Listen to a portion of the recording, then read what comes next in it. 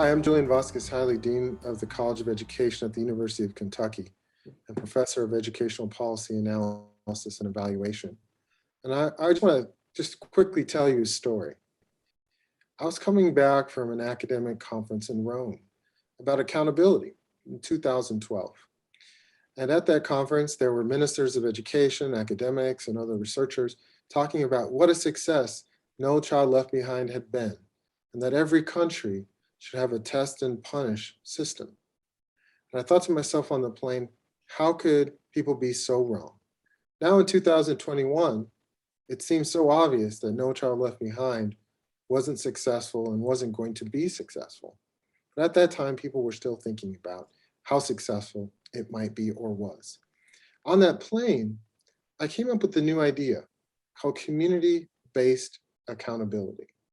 And that approach by itself wasn't new, but combined several other good ideas: strategic planning, local empowerment, top-down, bottom-up instead of top-down approaches to developing public policy. And so I put together a work group when I was a professor at the University of Texas at Austin, and we laid out what we called at the time community-based accountability. Well, those ideas went to Austin, those ideas went to Sacramento, and in different ways, those states adopted community-based accountability. And now local control accountability plans are the law of California. Every single school, every single district has to have a local accountability plan.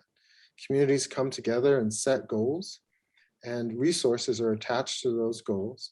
And over time, priorities such as reducing suspensions, they've had quite a dramatic dip in California because now schools were able to focus on many things that are important to them besides just test scores.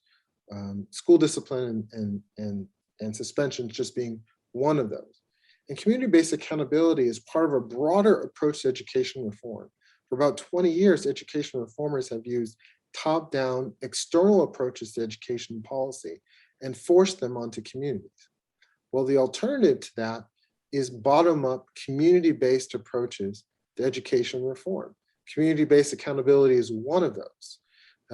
For every top-down external reform, often focused on privatization or private control, there is a community-based alternative. So for example, corporate charters. An alternative to that is either community schools or community-based in-district charters.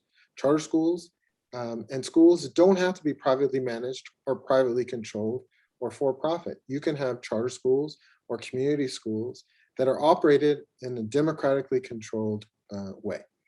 Another example, oftentimes we have what are called value-added models to measure teacher quality. Often you have consultants that do that.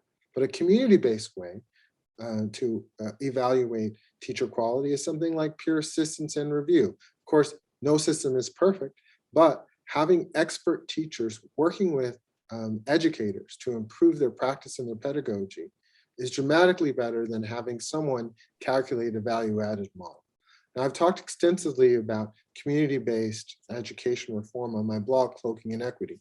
I've given you a couple of examples today. The bottom line on this is education reform doesn't have to be about top-down, private control, and privatization. Education reform should not be done to communities. It should be done by communities and for communities.